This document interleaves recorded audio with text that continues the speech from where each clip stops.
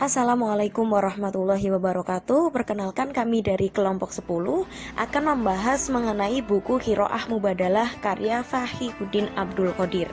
Namun sebelumnya, perkenalkan, nama saya Krisma Husnia Aini, NIM 192111111. Sebagai pemateri yang pertama, saya akan membahas mengenai makna dan gagasan mubadalah dalam Quran. Sebelum membahas lebih dalam mengenai buku Qiraah Mubadalah, sedikit saya akan memperkenalkan penulis, yaitu Fakhruddin Abdul Qodir. Beliau merupakan staf pengajar IAIN Cirebon dan Sekretaris Jenderal Fahima Institut Cirebon. Beliau menyelesaikan S1 pada Fakultas Syariah Universitas Damaskus Syria dan menyelesaikan program Magister bidang fikih dan usul fikih dari Fakultas Ilmu Wahyu Universitas Islam Internasional Kuala Lumpur, Malaysia. Fakhruddin Abdul Qodir yang merupakan penulis buku dengan judul Qiraah Mubadalah ini merupakan salah satu instruktur yang menularkan karya besar. Mubadalah berasal dari akar suku kata badala yang berarti mengganti, mengubah, dan juga menukar. Menurut Kamus Lisan Al-Arab, mengartikan kata mubadalah dengan tukar-menukar yang bersifat timbal balik antara dua pihak. Istilah mubadalah dalam buku ini akan dikembangkan untuk sebuah perspektif dan pemahaman dalam relasi tertentu antara dua pihak yang mengandung nilai dan semangat kemitraan, semangat kerjasama, kesalingan, timbal balik, dan prinsip resiprokal. Baik itu relasi antara manusia secara umum, negara dengan rakyat, majikan dengan buruh, orang tua dan anak, antara guru dengan murid, laki-laki dengan laki-laki, ataupun perempuan dengan perempuan, antara individu dengan individu, atau antara masyarakat, baik skala lokal maupun global, bahkan antara generasi manusia dalam bentuk komitmen dan tindakan untuk kelestarian lingkungan yang harus diperhatikan oleh orang-orang sekarang untuk generasi yang jauh ke depan. Namun dalam buku ini, pembahasan mubadalah lebih difokuskan pada relasi laki-laki dan perempuan di ruang domestik maupun publik. Dengan demikian, prinsip mubadalah tentu saja tidak hanya untuk mereka yang berpasangan, tetapi prinsip tersebut juga untuk mereka yang memiliki relasi dengan orang lain. Bisa sebagai suami dan istri atau sebaliknya, bisa sebagai orang tua dan anak atau sebaliknya. Bisa antar anggota keluarga jika di dalam relasi keluarga, bisa antar anggota komunitas atau antar warga negara. Tetapi dalam semua jenis relasi tersebut yang telah saya sebutkan, kuncinya adalah relasi antara perempuan dan laki-laki. Inilah fokus dari pembahasan buku ini. Dari prinsip kemitraan dan kerjasama, istilah mubadalah juga digunakan untuk sebuah metode interpretasi terhadap teks-teks sumber Islam yang meniscayakan laki-laki dan perempuan sebagai subjek yang setara, yang keduanya disapa oleh teks dan harus tercakup dalam makna yang terkandung di dalam teks tersebut. Dengan demikian, pembahasan buku ini akan menjelaskan gagasan dan konsep mubadalah dalam dua pengertian saja, yaitu relasi kemitraan kesalingan antara laki-laki dan perempuan, serta bagaimana sebuah teks Islam mencakup perempuan. Gagasan mubadalah dalam Al-Quran. Dalam kosmologi Al-Quran, manusia adalah khalifah Allah di muka bumi untuk menjaga, merawat, serta melestarikan segala isinya.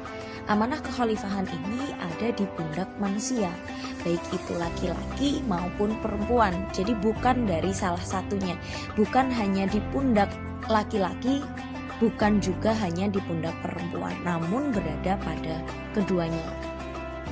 Sehingga amanah ini harus dikerjakan bersama, saling menopang dan saling tolong-menolong untuk melakukan dan menghadirkan segala kebaikan.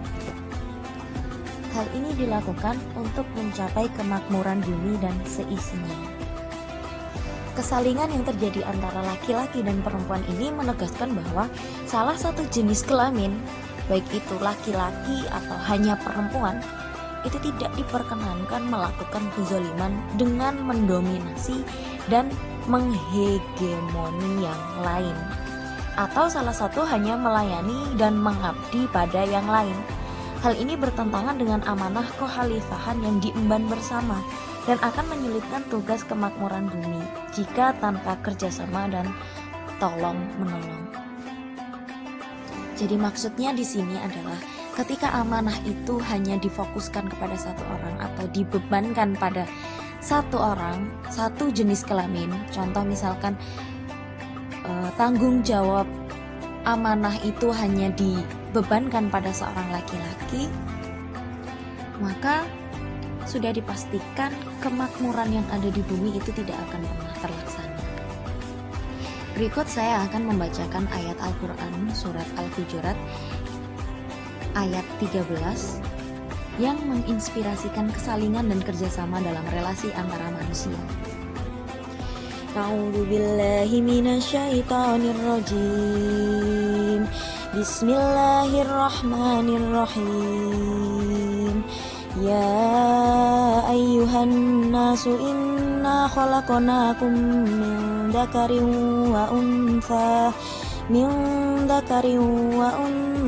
waj'alnakum syu'uban wa qabaila lita'arafu.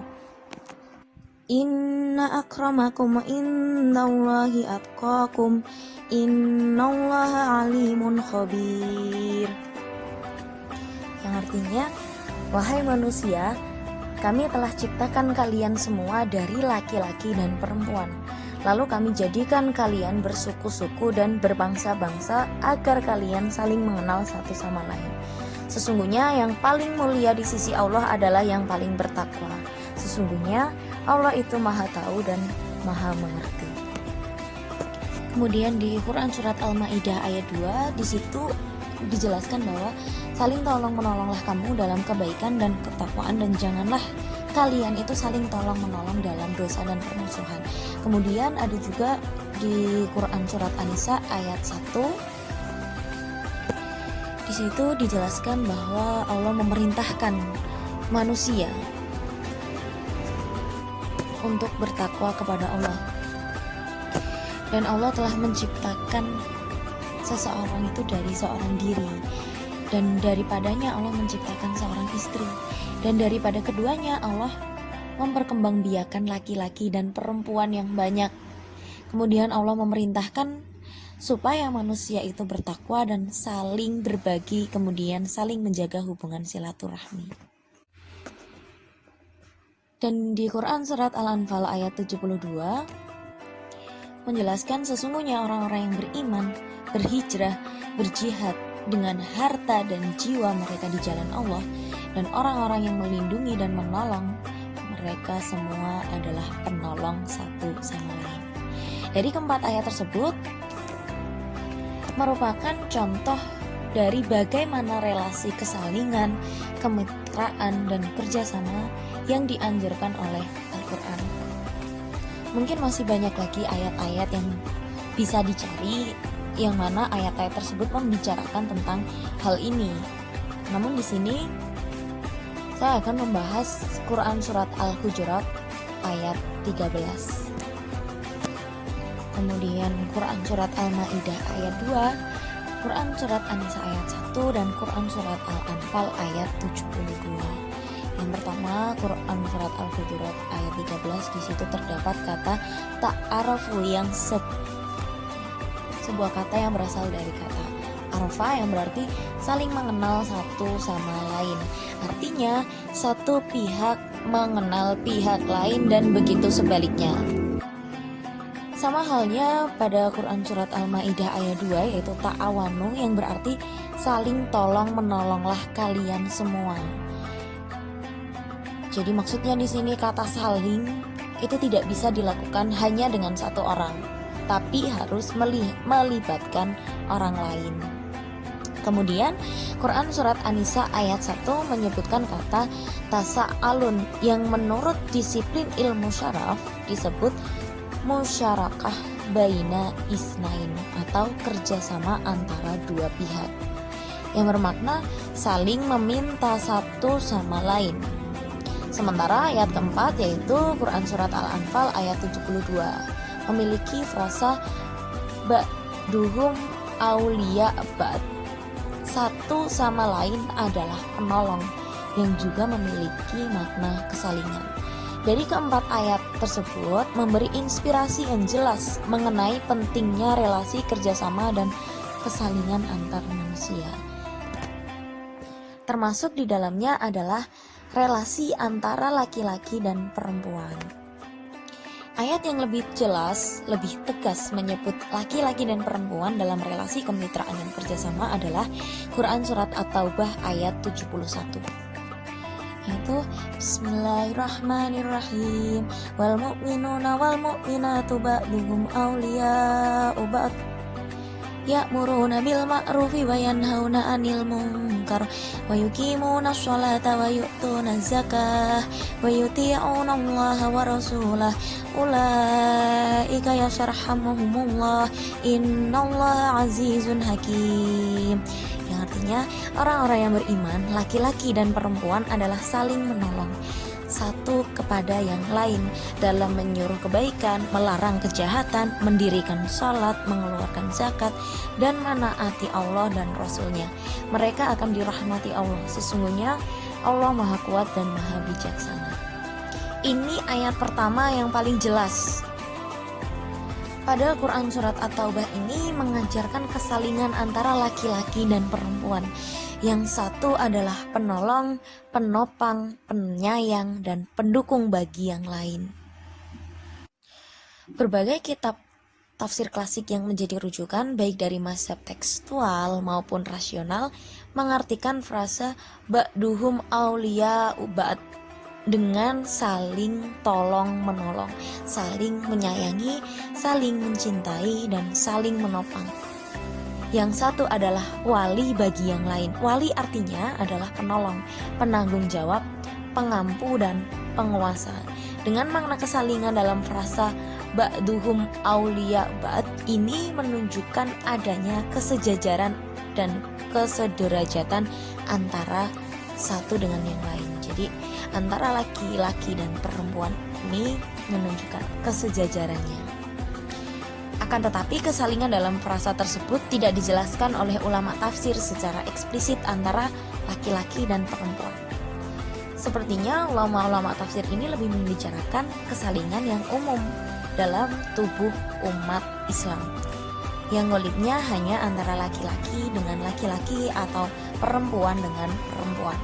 Ya, walaupun frasa ba'duhum awliya ba'd dalam pernyataan eksplisit Al-Quran jelas menyatakan bahwa kesalingan itu antara laki-laki dan perempuan. Yang artinya prinsip kesalingan tolong-menolong, saling mencintai, dan saling menopang harus ada antara kedua jenis kelamin. Nah, jika demikian, kesalingan tentu saja mengisyaratkan adanya kesejajaran dan kesetaraan antara mereka berdua, antara laki-laki dan perempuan. Sebab tolong-menolong akan paripurna jika di antara dua orang meyakini sebagai setara dan sederajat. Ayat-ayat yang lain yang menegaskan perspektif kesalingan antara laki-laki dan perempuan itu berada pada Quran Surat Al-Baqarah ayat 233, kemudian Quran Surat Al-Baqarah ayat 232, dan Quran Surat An-Nisa ayat 21. Saya jelaskan sedikit mengenai Quran Surat Al-Baqarah ayat 233, yaitu seseorang tidak dibebani kecuali menurut kesanggupannya, dan janganlah seorang ibu dibuat menderita karena anaknya, dan janganlah pula seorang ayah dibuat menderita karena anaknya. Demikian juga bagi ahli waris, jika mereka berdua hendak menyapih atas kerelaan dan musyawarah mereka berdua, maka mereka tidaklah berdosa. Jadi di sini terjadi relasi antara dua orang, antara ibu dengan anak, ayah dengan anak, ahli waris dengan pewarisnya. Kemudian Quran Surat An-Nisa ayat 21, bagaimana kalian tega mengambilnya, maksudnya itu pemberian kepada pasangan, padahal kalian telah menikah dan berhubungan satu dengan yang lain, dan mereka perempuan telah melakukan perjanjian yang kuat. Dari ayat ini kita bisa tahu bahwa hubungan antara laki-laki dan perempuan, menjadi seorang perempuan itu jangan sampai memberatkan seorang laki-laki. Kurang lebih seperti itu. Dalam tafsir keagamaan adalah 3 hal. Cara pandang yang memanusiakan perempuan sebagaimana memanusiakan laki-laki. Cara membaca qiraah, teks-teks rujukan dengan menempatkan keduanya sebagai subjek manusia utuh, serta mengelompokkan simpul-simpul pengalaman dan hukum kesalingan atau kerjasama antara perempuan dan laki-laki. Jadi dari ayat-ayat yang telah saya bahas di atas, ayat-ayat yang telah saya baca sebelumnya itu terdapat 3 hal yang bisa kita petik yang sudah saya sebutkan tadi. Jadi kita memanusiakan perempuan itu sama halnya kita memanusiakan laki-laki.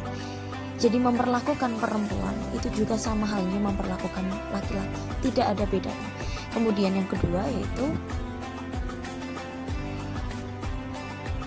menempatkan posisi yang utuh.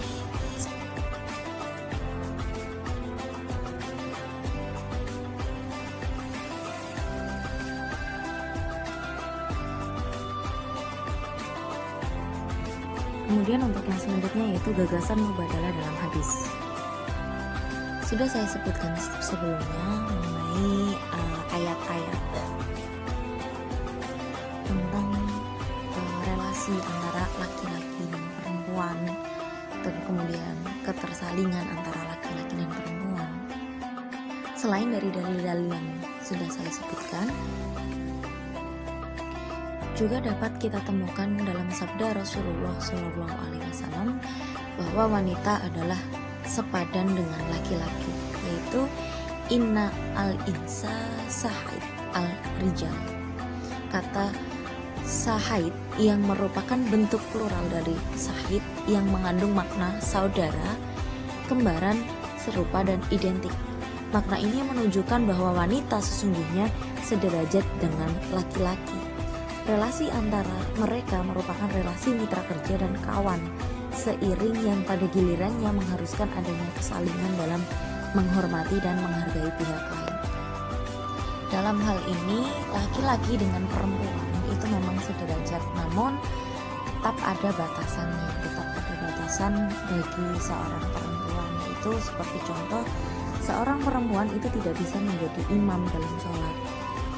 Kemudian ketika sholat, softnya itu tetap berada di belakangnya seorang laki-laki, tidak berada di sejajar, atau malah seorang perempuan itu malah menjadi imam.